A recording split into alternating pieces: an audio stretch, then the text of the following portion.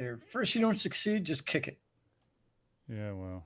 Let's see. God damn it. Come on. Come on. Oh, God. Bless America. Okay. Does Meat just keep on stealing the camera from OBS? No, it's not. It's not stealing the camera anymore, but the problem is that it's not recognizing your window. So hold on. There we go. But I'm here. There we go. Okay. Excuse me. It's gonna be a up close and personal to Zelius because I can't touch anything. Oh God. Actually, hold on. Let me make sure that. Hold on, I can zoom out of mind a little bit. Let's do this. There we go. Delay. There we go. That's better. Okay. Let me go up a little bit. I think I can go up just a skosh there.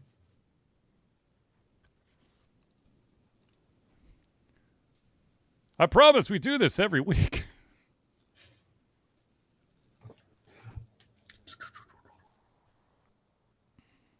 Oh, one sec. Alexa, volume 1.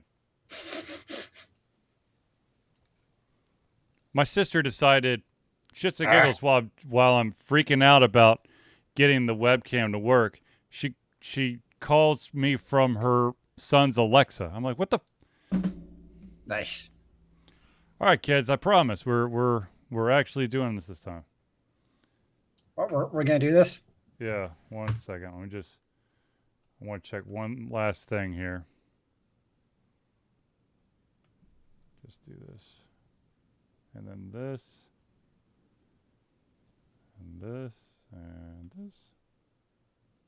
Ow! Damn cat.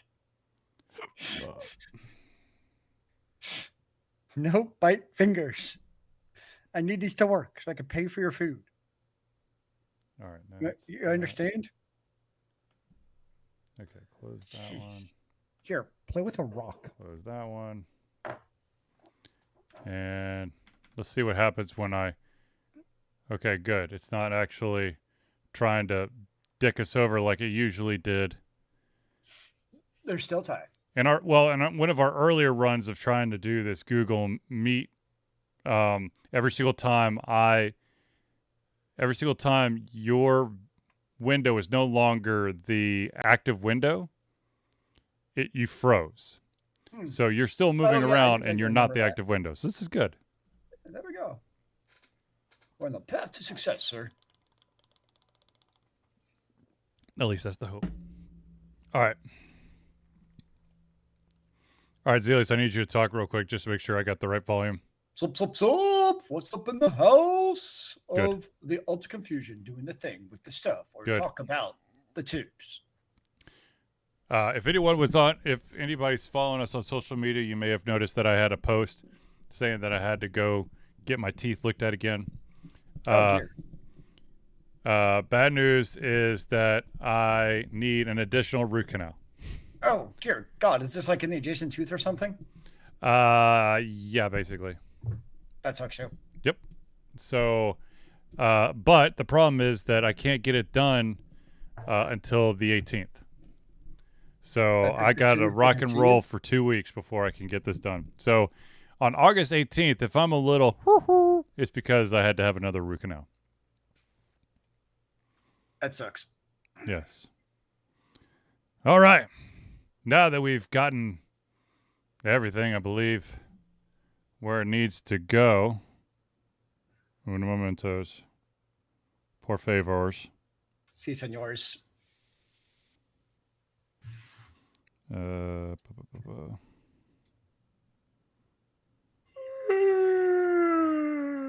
goodness. Okay.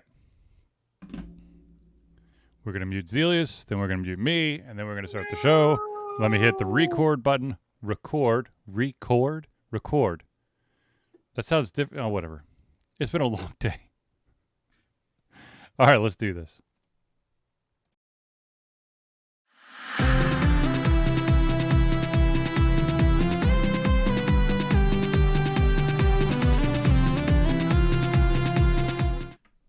Hello, ladies and gentlemen, and welcome to another Dish Your Ultra Confusion Thursday Night Hangout. Greetings and salutations, sir. It is good to be here, to be alive, and to be doing the thing with the microphones and the videos and the words. Oh, yeah. Ladies and gentlemen, I, of course, am your host, Charlie, and I'm joined once again by the prolific comer himself, Zelios. It's good to see you on this beautiful, somewhat rainy, somewhat thundery, somewhat who knows what's going to happen in the next half hour weather of the South. Yes, welcome to the South. Ladies and gentlemen, this, of course, is the Thursday Night Hangout. This is a weekly live show where we try our best to cover the topics that are most important to you with you during our show. If you haven't yet submitted your topic, question, etc., have no fear. You can drop them in the chat. And we will add it to the topic list for the show. What if nothing is important to me, sir? Do what? What if nothing is important to me? Then just lend your voice to a topic that you may not have thought about that gets mentioned on the show. If we unfortunately do run out of time, the topics that are left over will be added to the very next week's show. So without further ado, ladies and gentlemen, let's jump right into it. And the first thing is some news from Warner Brothers Studios.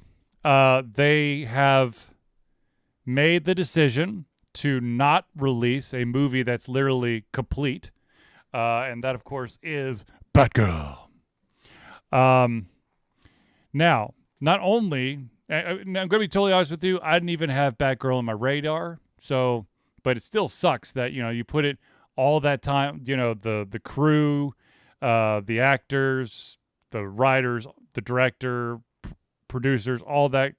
And it's basically 5% from the finish line, and they're like, you know what?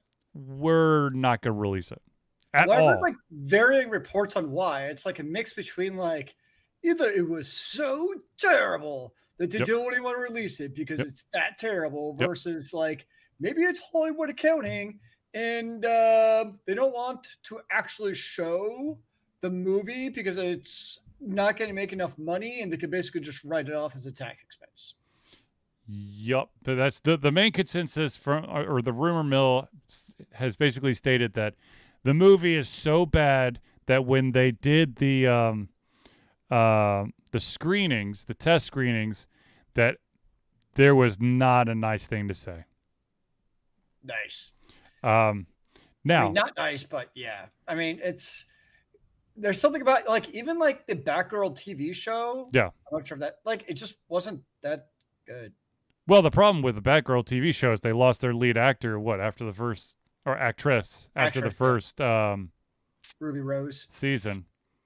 And then it just didn't recover with the new Batgirl, from my understanding. I could, There's just something about Batgirl just being something successful just doesn't seem to work.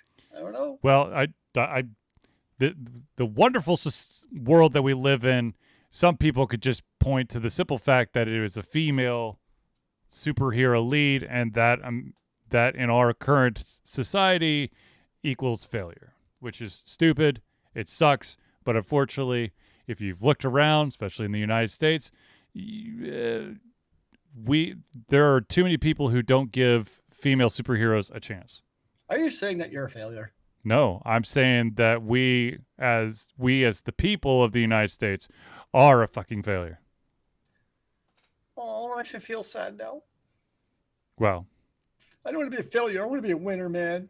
Then do something about it. Booyah. Now, like I said, Batgirl was not really in my wheelhouse to begin with. First of all, DC superhero movies, there is maybe one or two. No, okay. So the Dark Knight saga, those three. Yes, that's good stuff. That's good stuff. And then I have to say that Shazam was really good, but outside of that, I still have not seen Shazam. It's good. It's corny, it's silly, but it works. Also, it's got Zachary Levi in it, so I had to see it. And I feel like in the Batman movies, including the new Batman, the idea of Batgirl works well when she's a part of the story with Batman. It's like when she tries being just the lead role, it's like the director and story writer forget how to actually write a story at that point. They forget what that female superheroes are not the same as male superheroes. Actually, you know what? The first Wonder Woman was also very good as well. Yes, it was absolutely. And so it's yeah, like I actually liked the last Batman with Mr. Vampire himself. Oh, Mr. Sparkles. I Yeah, won't. I'm sorry. I am very biased, and I will I know tell you you this. are. I will not. I have no interest in seeing that movie. I don't want to see Sparkles in I think you'll anything be because surprised. I don't think Sparkles is a. The funny thing is that, and this is me basing things off of just the trailer.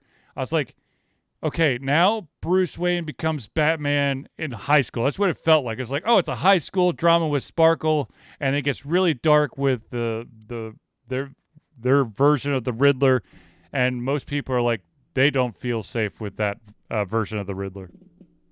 But whatever. I didn't feel high schooly about it at all, to be honest. It just looked like a once again, I'm basing this solely off of the trailers. It looked like a bunch of pompous asshole private school, boarding school type feel. And it just, I don't know. And Sparkles just doesn't do it for me. I'm sorry. Fair enough. Yep. But okay, so back to the Batgirl thing being canned. There's two things that's interesting about this. One, of course, is not being. It's like I said, it's basically 95% done, and it's not getting released. The other thing is they signed a deal with HBO Max to have this. I don't know if it was simultaneously going to be released in theaters and HBO Max, but that's got to be a pretty penny as well. That type of contract, and signing that contract, I wonder, like, if HBO gets to get any of their money back. I don't know. Those are good questions, sir. Now, the other bit of news that came out from WB Warner Brothers at the same time, and this is the one that actually affects me, is the fact that they not only did they can Batgirl, but they're also canning Scoob Holiday Haunt, which is the sequel to the movie Scoob, and they were apparently able to get most of the voice cast back. And I'm like really sad because I got excited when I heard that there's going to be an additional Scoob, because Scoob is one of the movies that we actually have just we bought the Amazon streaming ownership rights to it so that we could watch as many times as we want to. Now, that being said, there is an online petition that is circling that is being supported by, at bare minimum, the co-writer of this sequel to try to see if maybe if you get enough support, this shit could maybe get back on track. The co-writer, Paul Dini, who's best known for working on Batman the Animated Series, said, yes, I'm co-writer, but also why cancel a 95% finished holiday film? Oh, it's also almost finished as well. 95% finished holiday movie this close to fall when you're guaranteed kids watching it from right after Halloween until at least New Year's. Makes no business sense, especially as both kids and parents dug. Apparently, it did very well in the work in progress screening. So, those are all good questions, sir. And it makes me mad because if anyone's curious, the premise of this next movie was going to be Scooby-Doo's first Christmas through the Mystery Machine Gang's investigation of an apparently haunted holiday resort. And it was geared for streaming release during the 2022 holiday season. So from my understanding, it looked like it was just going to be a digital streaming release. It wasn't going to go into theaters. You wouldn't have to worry about that type of physical promotions and whatnot. So that makes me sad. Don't be sad, man. I'm really sad, damn it. All these things to look forward to. Now you have nothing. You can't even watch Batgirl.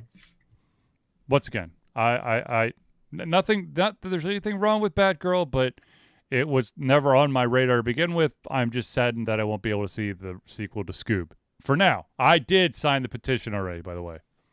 Just in case Well, you're I never curious. saw the first one, so I don't even know about It's it. good. Other than It's there's like good. Scooby Doo. It's good. And it had like a lot of like the like it had a bunch of cameos. It had Captain Caveman in there. It had Dick Dastardly and his sidekick Muttley. It was good.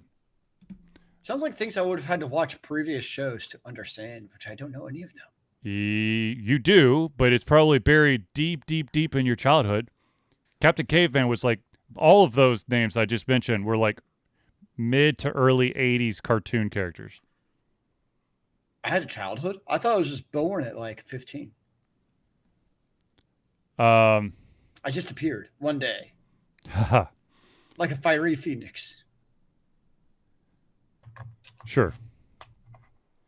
Everything you thought you knew about me is just like it was embedded into your brain. Ah, I see. So there's Big Brother is brainwashing me into believing that I've known you for quite a while. Exactly. And I am the effect of Big Brother, basically. I do want to point out, ladies and gentlemen, this is I of course did this in person, but we're going to do this on the show, so it's immortalized, and it is a belated happy 40th birthday to Zelius. Join the club, son of a bitch. Yay! I'm officially under the hill. Woo! Yes, you're under the hill. Yes. Okay, so let's go from talking about two projects being canned to one project that somehow is making money that is so badly a poor ass ripoff of a major series. And that, of course, is there is a game that is currently available on the Xbox App Store that is called War Gods Zeus of Child. War Gods Zeus of Child. However, That's a mouthful. it is. It is currently, or was at the time that I pulled this story, it was priced at $4.09. If you actually paid the $4.09 and started to play the game, it didn't actually say War God Zeus of Child on the title screen. It actually said God of Warning. God of Warning. Yep. Nice. The tagline, or I guess the blurb about it, is War Gods Zeus of Child is a great war game. Destroy all enemies and creatures with the Zeus War Gods of Challenge. Kill them all with your gun. Launch attacks with various combos. Reach the highest monster kills without dying. Feel the power of the Warning God. If you actually saw this, someone did like a very poor man version ripoff of Kratos from God of War. And it's basically Kratos in an arena where he basically just flails away and you just kill monsters wave after wave after wave. And it does seem that the monster art assets were ripped from a Resident Evil game. And so when Microsoft was pushed about this, Microsoft first of all, it was made in Unity. It was released July 26th, and it's part of the Xbox Creators Program. The idea is to let smaller teams and solo developers use their consoles as development equipment, make it easier for people to make games and sell them across Xbox and PC. So what you're trying to tell me is that Microsoft has no gatekeepers, and the one thing that Apple has so much freaking problems with, and that, of course, is, the Attack of the Clones, or the, stealing art assets and trying to make a quick buck before it gets removed, is alive and well on Microsoft. Well, I have some bad news for you. Yeah. What's that? This morning, it was pulled from the Xbox store. So you missed your opportunity to go play. All right. So it is now August the 4th. It is August the 4th. And it was released on July 26th. So technically, it had a 9-day life. So So the real question is this a how much Streisand money? effect where, like, if this basically never made the news, because it all made the news within like the last 2 days. It was Yep. like, what article did it? All of a sudden, everybody else picked up on it. If that never happened, I wonder if like it basically just would have flown under the radar and never got the ban hammer. It's only once it came to light that like, holy shit, this game exists. And guess what? People probably went and purchased the game because they wanted to see what it was like. Yeah, exactly. There's so many YouTube videos of this god awful ripoff. So I think the developer made a quick couple $1,000 by basically making a crappy ass game. Oh yeah. And why not? Sounds like a winning combination. I mean, that's okay. So I'm looking at. Let me see if hold on. Let me do this.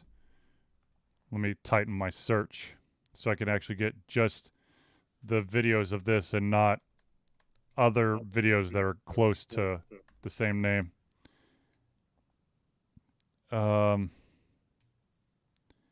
Yeah, so there are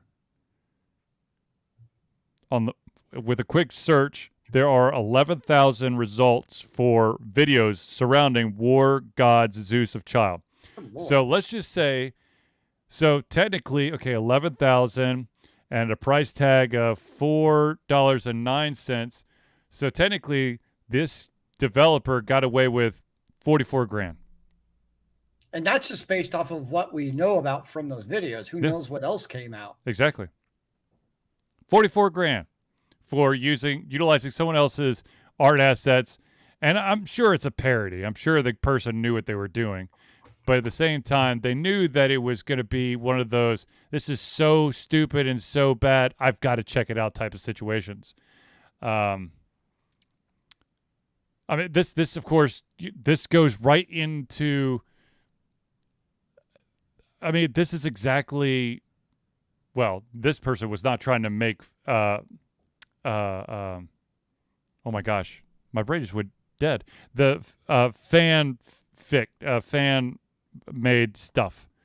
This was just someone this honestly looks like someone trying to make a quick buck and also showing the gross amount of negligence on someone, checking on all the entries. Now, of course, it's not physically possible to, because I'm sure that there are so many entries and submissions through this Xbox Creators Program. But, I mean, when it's that blatant, I mean, it's oh my God. Pretty blatant. Just a little bit blatant, but that's okay. You saw a screenshot, didn't you? I mean, it's bad. No, I saw the videos. I mean, it's pretty obvious when you see the videos. You're like, oh, yes. Yes. I mean, there's really no doubt. Now, so we have this blatant ripoff, which has now been removed. But let's talk about something else that has Microsoft in the news. There's more news? Yes. So Microsoft and Sony apparently are getting into quite the verbal fisticuffs. And this is around this is basically centered around the continuing saga of Microsoft saying that their acquisition of Activision Blizzard isn't that big of an issue, and Sony going, it's a big thing. Microsoft is downplaying let's see here. They're trying to make the games that, okay, here we go. Microsoft claims that there is nothing unique about the video games developed and published by Activision. Okay. Further adding, none of the games, including the military shooter franchise Call of Duty, are must-have games for any rival gaming company or distributor. Now, Sony responded with the following. According to a 2019 study, the importance of Call of Duty to entertainment in general is indescribable. The brand has The brand has the only video game IP to break into the top 10 of all entertainment brands among fans, joining powerhouses such as Star Wars, Game of Thrones, Harry Potter, and Lord of the Rings. Call of Duty is so popular that it influences users' choice of console, and its community of loyal users is entrenched enough that even if a competitor had the budget to develop a similar product, it would not be able to rival it. Now, I wish that our friend Sam Grizzle was in the crowd right now, but he is not, because I'm sure that he would say that Battlefield is absolutely a rival that stands up against Call of Duty. So that last part was, I understand. Yes, there are not a lot of, other successful war games out there on the level of Call of Duty, but Battlefield is one of them. So to truly to downplay Battlefield is kind of a dick move. Battlefield, I think, is EA, right? I think so. I never know, to be honest, who makes what anymore, I feel like. But anyways, Microsoft going, nothing that Activision Blizzard really, makes is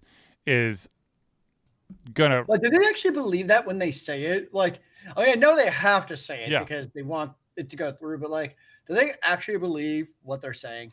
I believe that they believe that the individuals that they're dealing with aren't technologically savvy enough to actually know what a game that would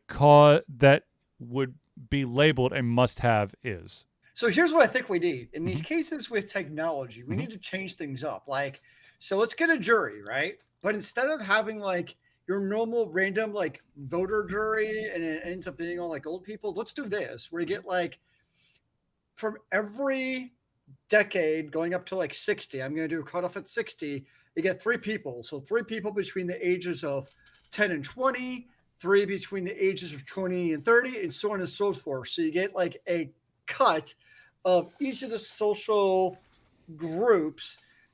So you actually get some youngsters in there who can be like, you dumb shits? Yes, this is an important game series. But here's the thing, and this is why that will never happen, is because they have there are certain individuals that would be part of this group, I'm almost 100% sure, who believe that they know everything. And being told that they don't know everything would cause a blow up. And if you want to see something get stuck in an infinite loop, put segments of different generations in the same room to try to explain the importance of something that at least half of the groups don't truly understand. Well, that's what this is going to be a case study in. Let's make it happen. Great. Yeah. Microsoft's acquisition of Activision Blizzard is going to be the case study. So if they don't understand what a Activision or Blizzard even is in the first place, they should not be on the jury, which I know you probably can't be on the jury if you know what they are, because then you have a preconceived notion of what the answer is, which is a roundabout of blah. My money is on those type of that group. 75% would be like, I don't know what Activision Blizzard is, but Microsoft, they make the word processor, right? I've got Microsoft Office. They're doing something other than that now. True. That's what that's the conversation. They'll be like, dude. Oh, the Xbox. How about that for my kids? I have heard of that. The Xboxes, yes. They play Call of Warcraft. The TV box that where the shoot 'em up stuff and that fun stuff that helps raise my children instead of me raising them myself. Yes. Anyways. Ay. But this should be interesting. I mean, this whole situation is just funny to me. Microsoft's gonna end up with Activision Blizzard in the end, but the fun experience of everything, how we get to that is gonna be. There's so many more stories that are gonna be coming out. Okay, so yeah, I have no doubt that that's what happened in the end. Yeah. Now since we are talking about Call of Duty and then shooting games and whatnot, let us talk about a question, a topic that came in earlier this week, and that was, in your opinion, what is your preferred perspective to play in? I think it depends on the game. I mean, it really does. So, like most MMOs, because they are like action oriented or spellcast, but like not first person shooter style typically, that's going to be like further out than like an over the shoulder third person. It's going to be like remove, like, scrolled out, zoned out. So I can get like a full view of what's going on. Because normally you have like character, like, enemies, in front of you and behind you and all that stuff. It's actually a problem. So like in Final Fantasy 14, they can be obnoxious because you have your field of vision and there's stuff going off like off the screen, like off the platform. But like if it's off to the left and right, you actually like can't always see it. So you have to like pan your camera back and forth, back and forth, back and forth to try to see it because you can't actually like zoom out far enough to get that full panoramic view of what's going on. But then you go to like a first person shooter like World of Warcraft, not World of Warcraft, good Lord. Overwatch. Yeah. Or even a game, usually that one first person shooter, but then like Mass Effect is more like the over the shoulder third person shooter. Mm-hmm. Mm-hmm. So it really just kind of depends on the game. And usually it's kind of what does the developer build the game in mind with. So I wouldn't say I necessarily have a preferred way of doing it. I don't think I've ever played a MMO like a fantasy, like a RPG style MMO where I've played like first person. Like even like because I've been playing Guild Wars 2 lately. Yeah. Like even that, like you have to intentionally enable the option to allow the first person view because they realize people like probably scroll in to get a closer view without actually wanting to go first person. Right. So like in that game, like you can toggle a box to actually enable that so you don't accidentally do it. So I think that's probably going to be pretty common. Whereas first person shooters, people want to be that first person because you want to get like that aim. But that's how it works. So it just kind of depends on the game. Yeah. What about you? I agree. I think it really does depend on the game. Now, if given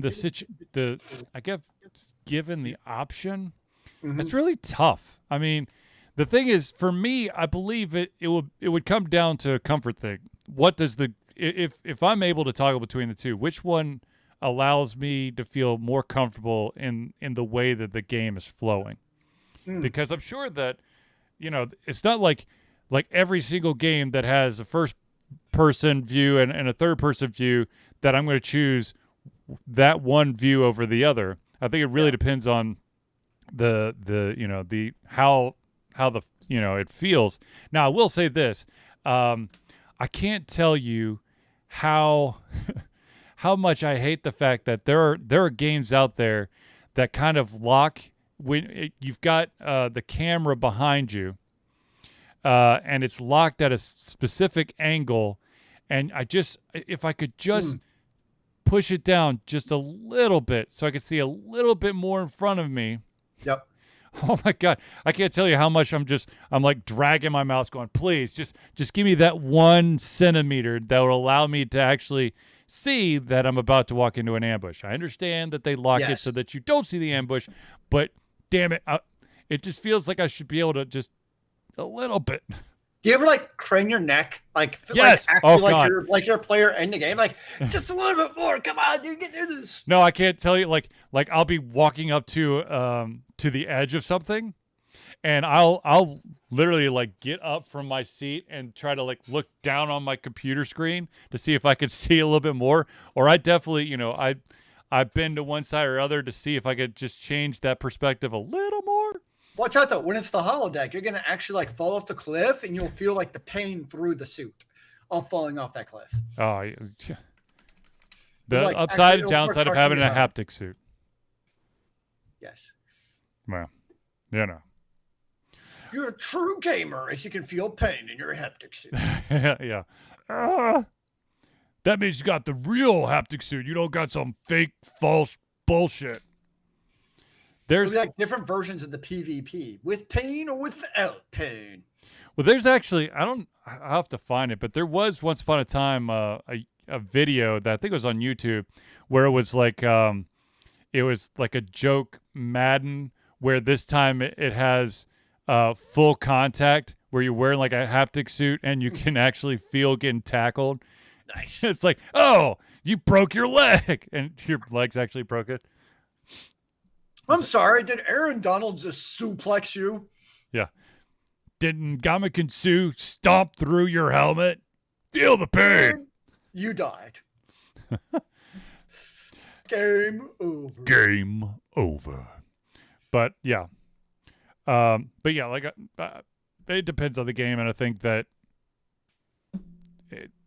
it really, whatever, if given the option, I think it really does come down to which one feels more natural to me. All right. Ladies and gentlemen, let us stop real quick and do friends of the show. Zelius, I am going to spring a new person on you without telling you, so hold on to your pantyhose. It's a good thing I forgot my pantyhose in the other room. Yeah, well, that's something that I don't need to know. All right, ladies and gentlemen, let us start off with the one and only, the Indie Cluster. The Indie Cluster is an organization of independent game developers that want to gain exposure by being involved in the community. They collectively journey to popular conferences as a traveling booth to help gain attention for their games. They make partnerships in local communities to bring games to the mainstream mindset. They highlight local, unusual, and rare concepts to challenge the paradigm of the common. They also host events to teach kids and minority groups about game development to hopefully one day enter the industry themselves. For more information, go to indiecluster.com. That's INDIECLUSTER.com. So many indies. Now, for the next one, the guy is at yet another convention, and that, of course, is Noodle Boy Media.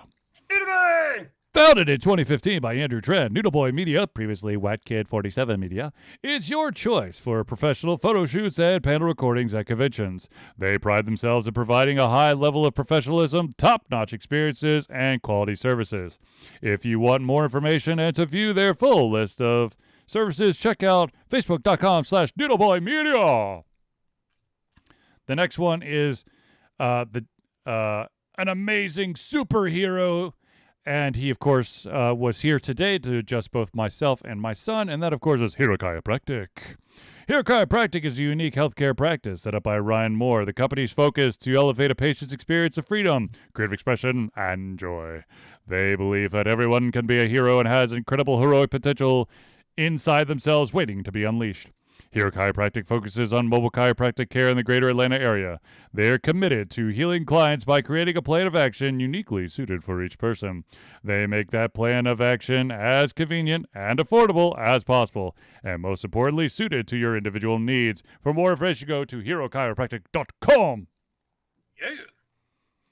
Now, of course, the next one is the mastermind behind the current intro and outro music for Alter Confusion, Crosspad Creative. Need a new logo or want to work on a full branding and content strategy? Or maybe you need music or audio for your content, just like Alter Confusion. Crosspad Creative offers a whole host of solutions for individuals and small businesses. Just email Josh at crosspadcreative@gmail.com and see what he can do for you. And ladies and gentlemen, the new arrival, and this one Zelius does not have the link to, so I apologize ahead of time, but you're just going to have to wing it, Zelius. Ladies and gentlemen, let us talk about Agile Axiom. By day, Christopher Axelfelm leads both a development team and a system administration team working with satellites at NASA's Goddard campus.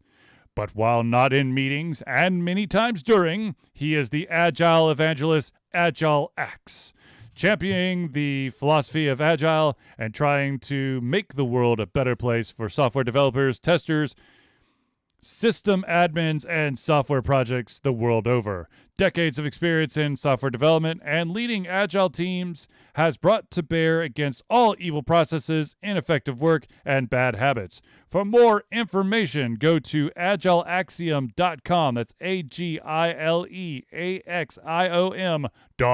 Calm. That I'm getting like PTSD right now. You're welcome, Zelius. Mm. By the way, X has been one of the most like dependable backers and supporters of Ultra Confusion for years. He's actually jumped in and helped us at conventions in the past. So I'm happy to get him some love and some attention and some recognition. Now, ladies and gentlemen, of course, as we gave you the friends of the show, we also need to give you some information about Alter Confusion. And the first thing is, and this, of course, is something that we are super duper duper duper excited about. What?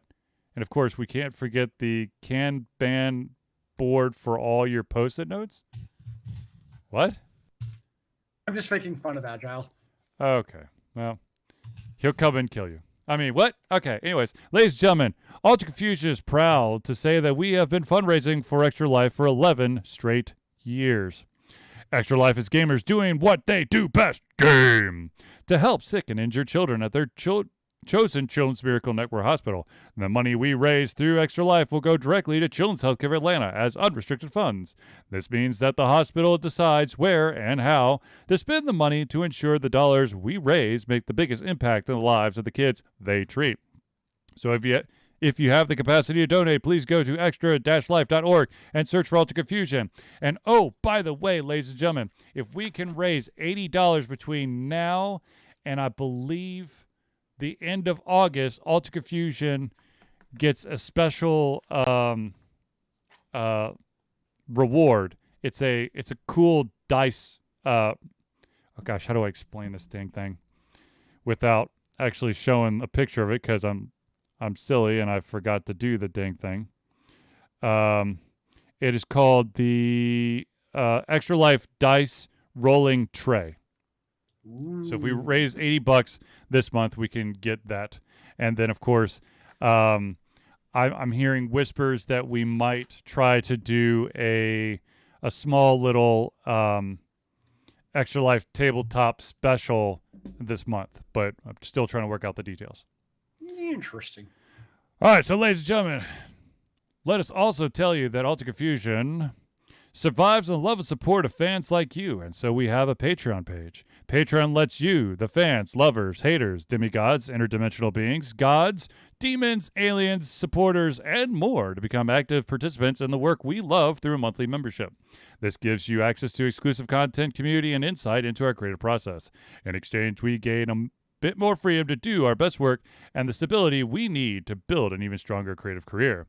Currently, we have two different tiers. There is the $1 tier, which is $1 a month or $12 a year, and what that will get you is it will give you early access to all of our playthroughs, as well as the ability to participate in patron-only posts.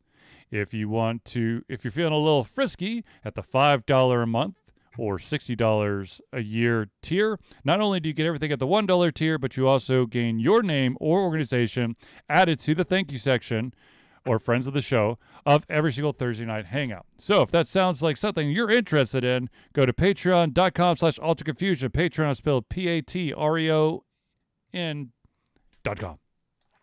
That does sound pretty sweet, sir. It does. And for those who are patrons, or maybe actually for those who are thinking about becoming patrons, there is a brand new playthrough that just got early access to all the current patrons.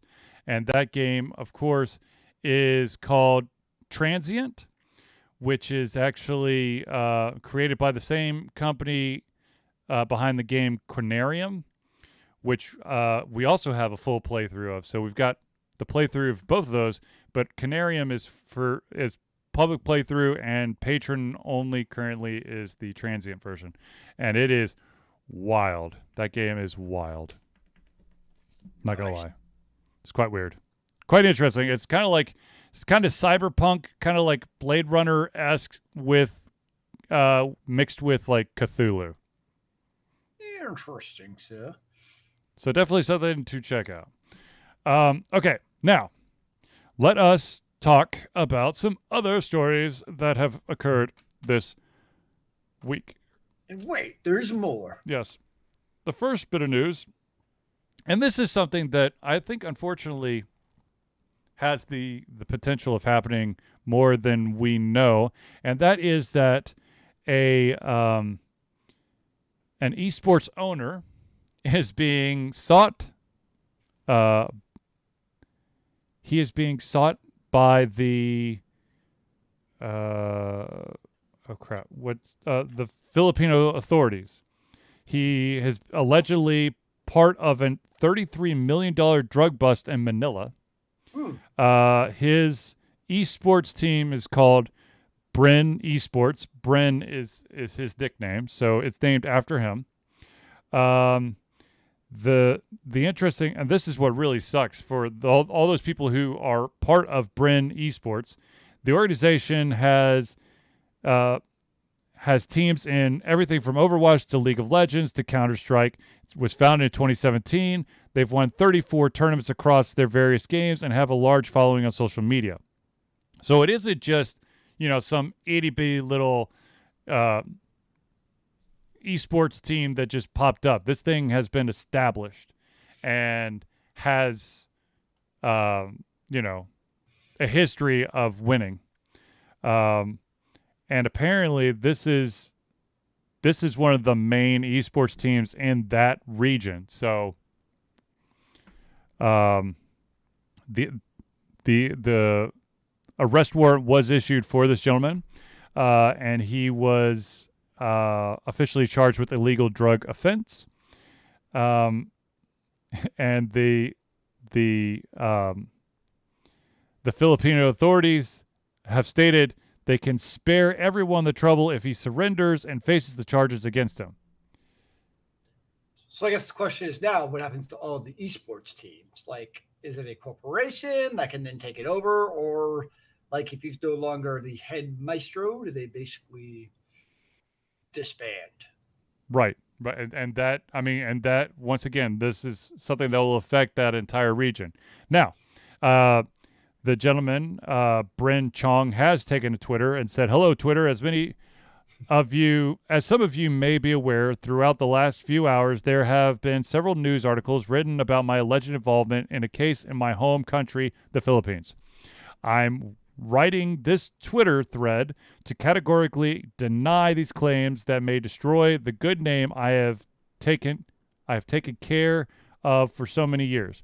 Some of you may only know me as part of the esports community, but in reality, I'm a much broader person than just that. I'm an angel investor and an entrepreneur. I invest in companies, startups that I believe have great potential or start my own. I invest in people who have great ideas and more so to individuals whom I see goodness and great talent." So this guy, if proven guilty and arrested, that affects a shit ton more than just esports. Yeah. So it'll be interesting to see what happens.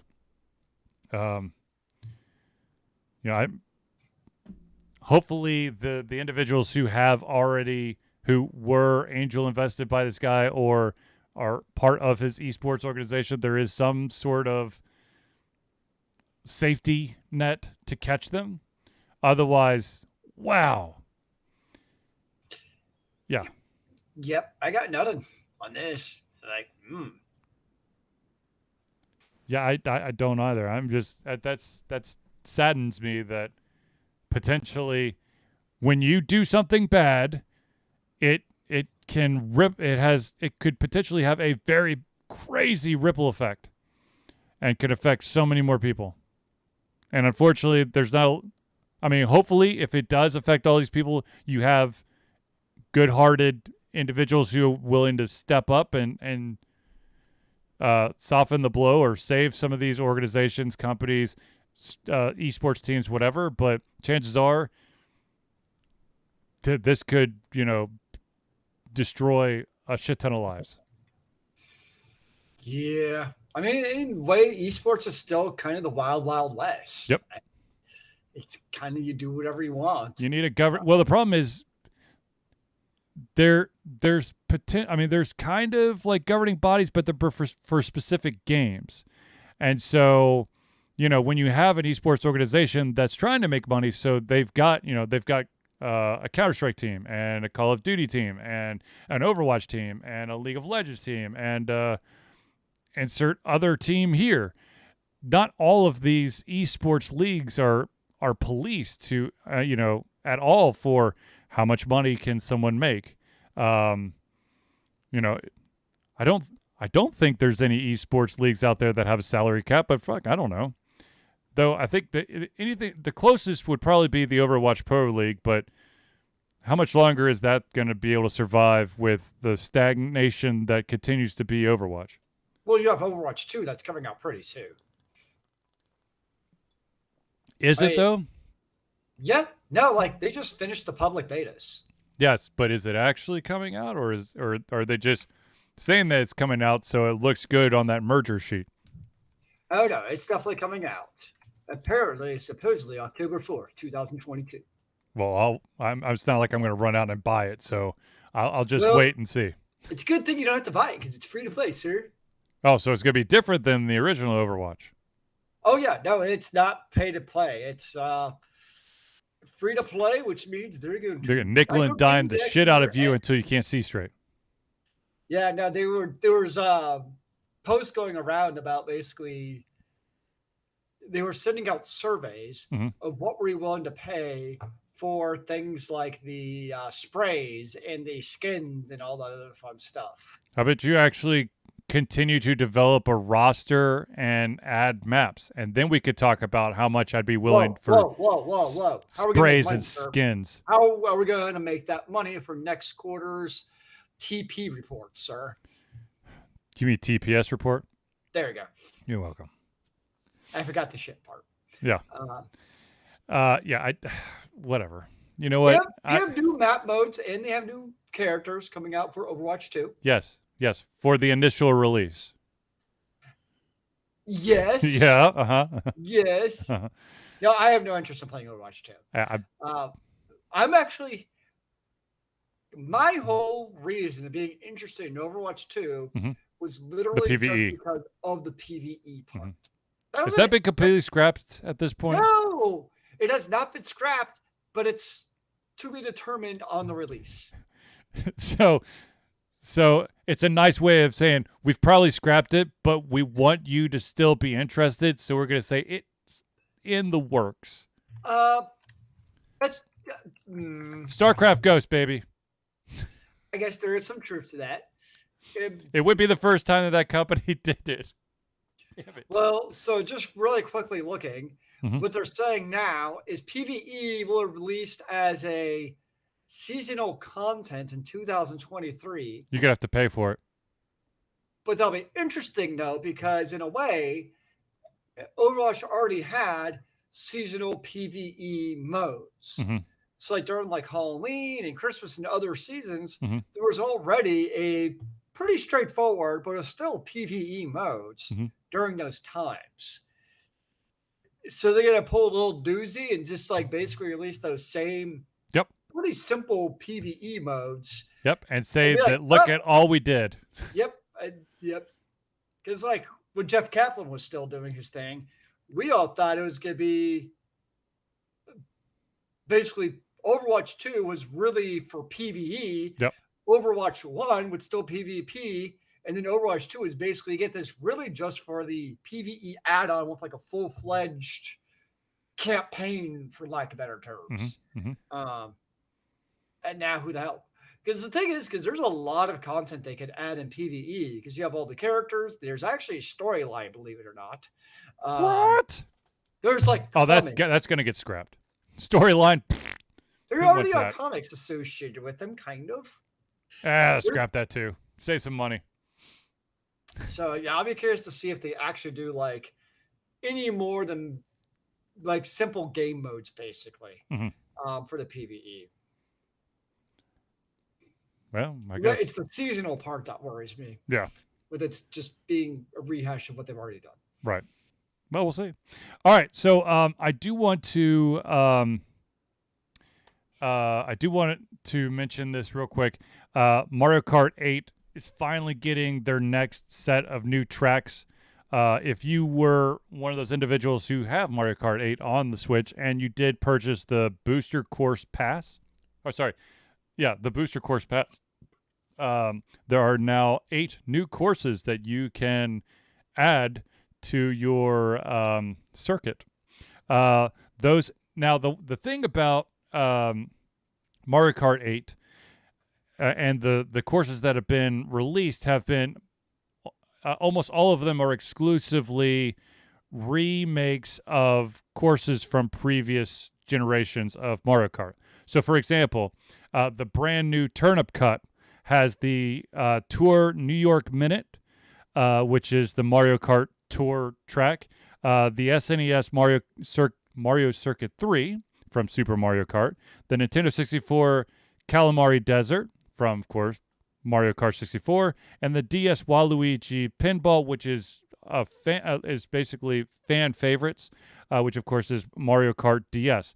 Then the second cup that they're releasing is the Propeller Cup, which has the Tour Sydney Sprint, which Mario Kart Tour, the GBA Snowland, which is Mario Kart Super Circuit for the Game Boy Advance, the Wii Mushroom Gorge for Mario Kart Wii, and here comes a special surprise, and that is there is a course called Sky High Sunday, which is a brand new, never been released before course as well. So those are your 8. But here's an added bonus for those people who are already into the booster course pass. You may have noticed that there is a certain course called Coconut Mall, and there is something very odd about this version of Coconut Mall versus the Wii version. That is that in the Wii version, as you're nearing the finish line, you have these, like, I want to say, oversized cars being driven by Shy Guys erratically, as they basically just drive back and forth and make your life hell as you're trying to get through. Up to before this release, the Switch version, the cars were there, the Shy Guys were in the cars, but the cars were stationary. Now, with this release, there was a patch that was made to this course. Not only are the Shy Guys driving back and forth sporadically, but they'll also, on occasion, decide to do donuts to make it even more complicated for you to get through there. So that will, I guess, make everyone happy and then really pissed when you get sideswiped by a Shy Guy and you're trying to win a race. But that's one of the beautiful things about Mario Kart is it's not just a straight race. You got to watch every angle if you're going to win. I just remember like the old school SNES days where all you had to worry about was basically like what was in front of you and where's the human player who is trying to hit you with that red shell. Yup. Those were the simpler days, sir. Indeed it was. Indeed it was. Okay, now I know we're running out of time, but I have to tell this. I have to read the story. So I'm trying to remember how the hell to zoom on my Chromebook because my brain just no working. Control plus. Huh? Control plus. Control plus. Thank you. Because unfortunately, this picture is of an email that is really, really small. Okay. All right. So, ladies and gentlemen, as many of you probably know, there is a humongous convention that's happening right now that happens every single year and is specialized and centralized around pencil and paper, board games, and all that stuff. That, of course, is Gen Con. Gen Con started today and runs through Sunday. Unfortunately, it seems like the Asshat Brigade has found a way to go after many of the attendees. This is a little snippet of an email that an individual received from what looked like an actual Gen Con staff or admin account. Hey, this is blank. They redacted the names because they were utilizing real names of individuals on the board of directors for Gen Con. This is blank. You probably already know me as blank on Twitch. or Twitter. I'll cut right to the chase. My wife and I have an open marriage, and I'm going to be at Gen Con this year. I'd love to meet up with you. I don't know if you're attracted to masculine, chiseled men, but I'd make it worth your while. I have plenty of money, and I'll pay for your tits to be cut off. Wait, what? Yeah. That took a left turn. So basically, what's happened is, for some reason, many of the attendees are receiving these harassing emails. And then there are also individuals who are receiving phone calls and text messages as well that are basically in the same vein as this. Thankfully, but the original rumor was that it was an inside job, that there's someone on the Gen Con board of directors or staff that was specifically targeting specific individuals. But it looks like, the selected targeting of marginalized attendees led some to speculate that someone inside Gen Con had played a part, but Gen Con later denied this, saying that none of the attendees affected had provided their phone numbers to the organizers. Instead, it simply seems that folks who it would be assumed would be attending this convention were being targeted. So basically, there are people out there who are just kind of keeping an eye on hashtag Gen Con. And then if they're basically getting as much information as they can on those people, and then going to town on them. So, ladies and gentlemen, if you are currently at Gen Con or you're going to be at Gen Con and you receive anything, make sure, especially if it's email, make sure it's from at gencon.com, GENCON.com, not at www.gencon.com, not at gen-con.com, and not at gencon.org. Those are three of the URLs that are being massively used.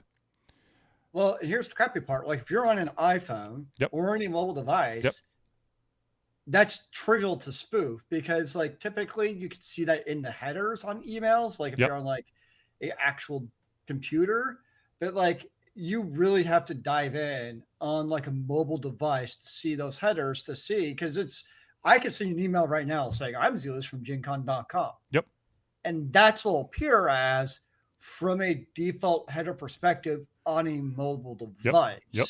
You really have to click in to be like, oh, it's actually from Zealous at gmail.com, but he's saying is blah, blah, blah, blah. Why are people such asshats? I don't know. Like, it's just, Gen Con goes further on to say, we're aware that there are harassers attempting to impersonate Gen Con attendees and staff via text and email. We encourage you not to engage with them and instead report any concerns to policyteam@gencon.com or the safety consultant. This is if you want to take to Twitter, at MX_danger. MX_danger is the one who shared the little blurb from the email. But I mean, come on, seriously. Why? What? Why would you? Jesus Christ.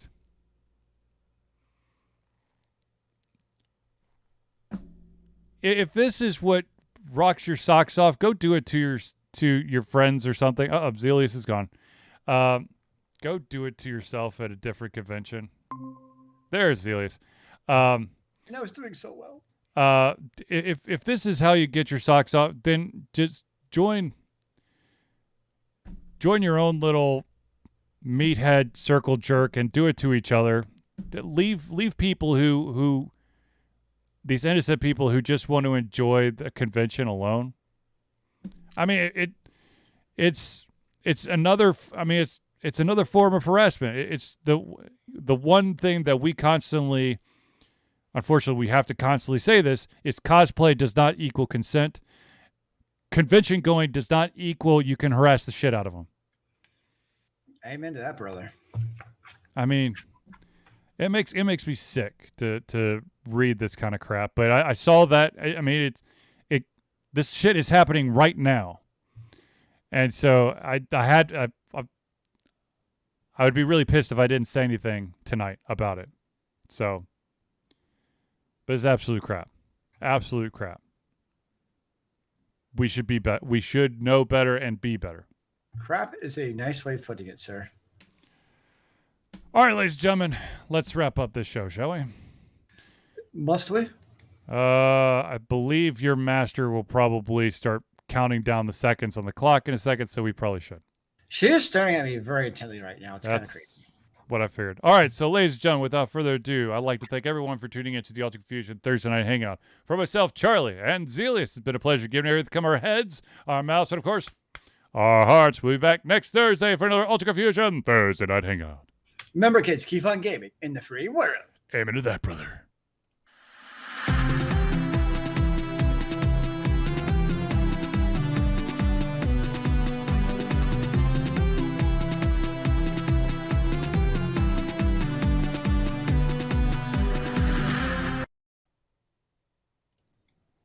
Hooray, we're done. We survived. Yes, we survived. I didn't know if I'd make it, man. Dude, I am so over teeth issues, okay? Yeah, that kind of sucks. This will be, on August 18th, this will be my third root canal on the right side of my face. Damn. And I was talking to someone over the weekend, and apparently you're more likely to have, like, mouth teeth issue on the side that you favor sleeping on. Which is true. Because I'm always sleeping on my right side because that's where my nightstand is. Okay. I guess I could kind of see that because probably like shit accumulates there and just like... It just kind of settles there, yeah. Huh. So I will have my root canal. I've had the fifth tooth on the right, fifth tooth from the back, and then the second tooth from the back. If I still have my wisdom teeth, that would be my second tooth. But now that my wisdom teeth are gone, really is the last tooth. I'm getting a root canal on that. So I've been pretty damn lucky. Other than popping my crown off a couple of months ago by accident while flossing, screw you flossing. I've been pretty good. And that was from whatever reason I had a crown for. I don't even know why. I've had this for like 30 years. You must have had a root canal really, really early. I guess, yeah. Well, again, I guess like you hate insurance because I remember when I first moved back, the dentist was like, "Oh, that crown needs to be replaced because like it's old." I'm like, "Okay." So you take a dentist's word for it, right? Because they know what they're talking about. So I do it, get it replaced, blah blah blah blah. And insurance denies it because like, "Oh, you don't actually really need it." I'm like, "What the hell?" Yeah. Yeah. No, I feel you. I feel you. I'm gonna do this while we're streaming. But Zelius, what are you doing tomorrow night? What's today? Thursday. Thursday. Damn it. Tomorrow. Yeah. Oh, tomorrow. Yeah. I don't think anything. I might find myself at Battle and Brew tomorrow night. I'm just saying. It might just randomly happen. Hey, when the family's away. Where are they headed off to? The farm. Ah, you did not deign to follow them? I will be going down Saturday morning. Someone's got to keep an eye on Daisy overnight. We can't leave Daisy overnight by herself. Daisy, by the way, is my 17-year-old dog. I gotcha, yeah. That's crazy. She's 17 years old. She's older than like most kids at our high school. I know. You're an old lady, man. My son was like, "So when does Daisy get to drive?" I said, "Never." Oh, Toonces, the dog. Yeah, great. Anyways, all right, ladies and gentlemen, I'm going to stop the Twitch thing. I need to talk to Zelius real quick, but everyone have a good and safe rest of the evening. And for those at Gen Con, I